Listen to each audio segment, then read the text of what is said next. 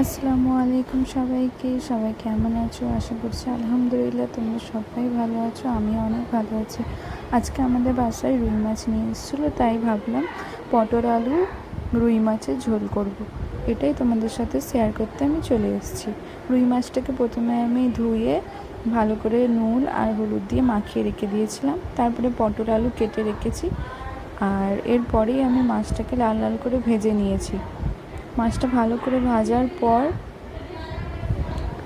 দেখো মাছটা এরকম দেখতে হয়েছে। ভালো করে ভাজতে হবে মাছটা।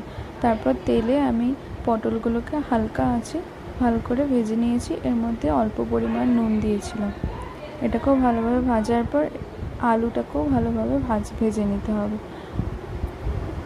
আলুগুলো আর পটলগুলো ভাজা হয়ে গেছে আমার। এরপরে কড়াইয়ে আবার তেল চাপিয়ে এর মধ্যে শুকনো লঙ্কা আর তেজপাতা আর জিরে ফোড়ন দিয়ে পেঁয়াজ দিয়ে লাল করলাম। এর মধ্যে আমি দিলাম আদা বাটা, 1 চামচ লঙ্কা, 1 চামচ হলুদ, 1 চামচ জিরে আর 2টো টমেটো পেস্ট করে নিয়েছি। এটা আমি ওটার মধ্যে দেব।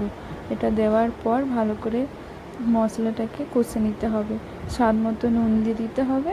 ভালো করে মশলা কষার পর এর মধ্যে আলু আর পটল একসাথে দিয়ে দিতে হবে। এটাকে অল্প পরিমাণ জল দিয়ে ভালোভাবে কষে নিতে হবে।